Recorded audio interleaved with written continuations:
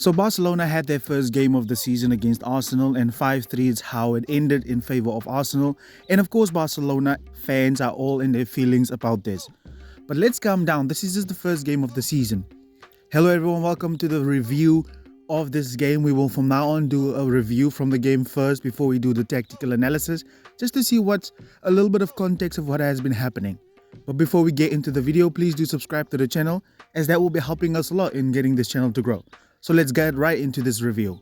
This is the lineup that Xavi went with: Ter Stegen, Dest, Araujo, Pedri, Lewandowski, Gundogan, Christensen, Abde, and Marcos Alonso. Oriol Romeo also getting his first nod at the pivot position, with Frankie de Jong not being in the starting lineup. In the first goal of Barcelona, we see that Abde is with the ball here on this left wing. If this kid does not show you that he can play for Barca, I don't know what else he can do. So he goes with the defender and he actually wants to try and take him on. So he goes to the left, to the byline. We've talked about this in videos. And Abde is doing this literally. He's going left and looking for the cutback where all the other guys can run into the box, and he wants them to actually go there. So he gets there and then he crosses the box where Lewandowski finally, off the rebound, slots the ball home. I think as Abde needs to be in this team no matter what. We should try and sell one of Ferran Torres and Ansu Fati. He needs to stay at Barca really. And then Arsenal, of course, struck back from the right side. They passed the ball through the half space into the box, and this is really what bothers me with the defensive frailties of FC Barcelona if we don't have our back line there. So the ball then goes into the box. There's a mistake there by someone. I don't know who that even is. I think might be Sergio Roberto, where he accidentally passes the ball into the way of Bukayo Saka. And this is what you cannot do. It shows the difference in level. And Arsenal scores their goal.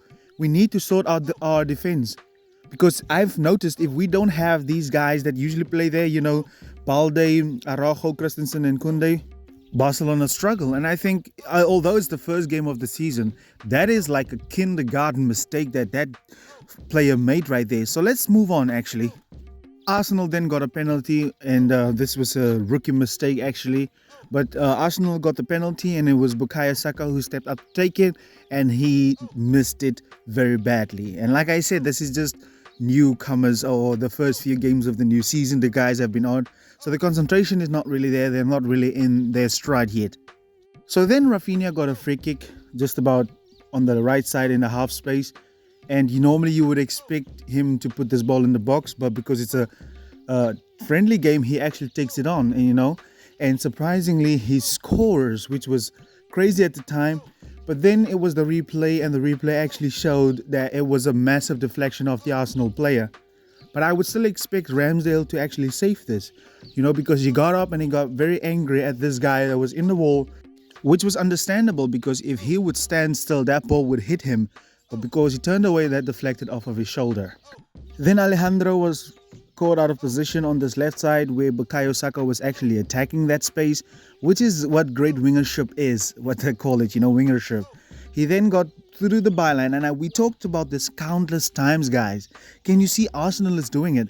We need to get to attacking this byline on the side of the box, right? And the ball got crossed in, and Kai Havertz at the back post was scoring. So can you see how many options Arsenal have? One right in front of the goal, one behind him, and one on the far post. It is very, very important for us to have these. Then we have Leandro Trossard, who was actually running at the defense. Can you see how disorganized we are? We have literally two in line with Trossard and then two in at the box there. So he really got Barcelona here, and he actually went to the outside and then he cut it back to the far post from where he is actually. That is what good wingership is. Again, you need to be unpredictable. Take the guys on. He could have easily passed the ball, but he took them on and he scored a goal. We also saw Ansu Fati running at the Arsenal defense with Dembele to the wide right of him.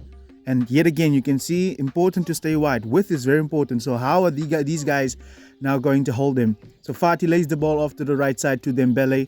Dembele in a good position actually to go and score, right? We need to have fake runners that wants to take defenders away. And Dembele actually did get the ball. He's got his shot away, but unfortunately accidentally hit the post, which was unfortunate, which would have been a great goal. If you look at the number 3 at the bottom of your screen, he actually passed the ball to Trossard literally into the defense, and he was wide open, and he literally buried that ball into the far corner on the right of Ter Stegen, which is mind-blowing. Frankie de Jong then put Alejandro Balde in behind with a ball over the top. We need to get this lad to go, right? We talked about how Abde was in that position. He actually got in behind and he actually got a shot away where he actually hit the crossbar as well. We need to get this kid, man, on the track to get that left side booming again. We need to get that left side to come alive and to actually do something for Barcelona because it is actually good players and very talented as well. Casey then got Ferran Torres in behind on this right side. I really think that Ferran needs to play on the right side, competing for the right side. We need to move Dembele to the left, you know.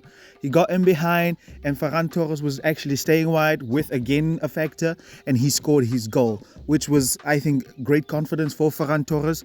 I think he's much better on the right side than he is on the left. There's no doubt about that at all. And then, of course, we have this banger. I don't know who scored this goal, but this was a great goal from afar. He actually beat the keeper to his left side and he scores a worldie. But in the end, it was a great game for Barcelona just to get the guys up and running. Let's not get into our feelings about this game. Don't forget the guys, half of the guys were like sick from a stomach virus or whatever that may have been.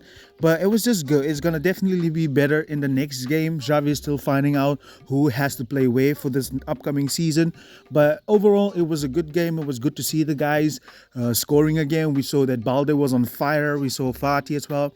But the main thing that stood out for me was his update, you know. He was really good and we needed that kid to stay.